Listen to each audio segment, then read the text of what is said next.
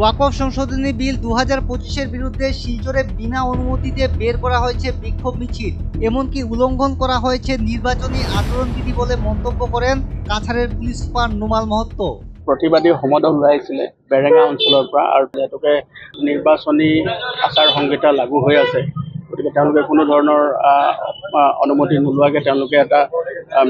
প্ৰতিবাদ সমদল ওলাইছিলে আৰু গম পোৱাৰ লগে লগে আমি তাত আৰক্ষী বাহিনী তাত আহে, আমি নিজে আহি তেওঁলোকক আমি ডিছপাৰ্চ কৰি দিওঁ। ডিছপাৰ্চ কৰাৰ সময়তে দুই এটা উদণ্ড ল'ৰা আগবাঢ়ি আহি পেলাই এটা পৰিৱেশ সৃষ্টি কৰিবৰ কাৰণে তেওঁলোকে চেষ্টা কৰিছিলে, গতিকে আমি এটা মৃদু লাঠিচাৰ্জ কৰি তেওঁলোকক আমি ডিছপাৰ্চ কৰি দিছোঁ আৰু সকলো পৰিৱেশ আছে, সম্পূৰ্ণ শান্তিপূৰ্ণ আছে।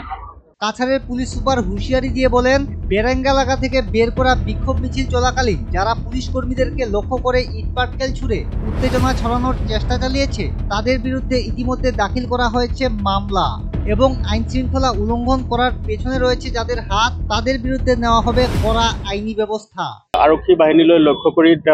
তেওঁলোকে শিলগুটি দলিয়াবলৈ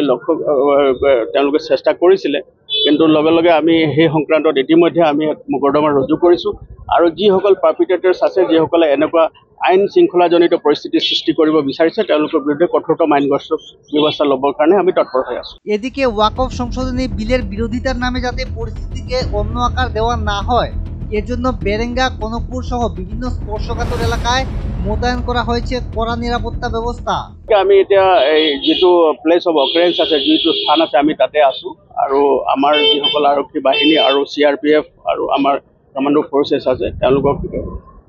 তেওঁলোকো এতিয়া বৰ্তমান ইয়াত আছে আৰু এই অঞ্চলটোত আমি ইতিমধ্যে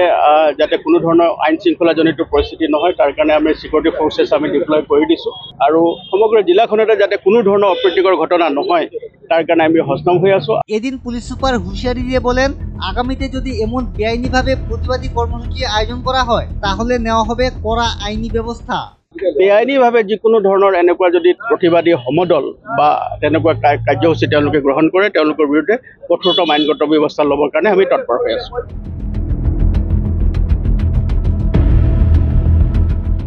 bureau report, north east update.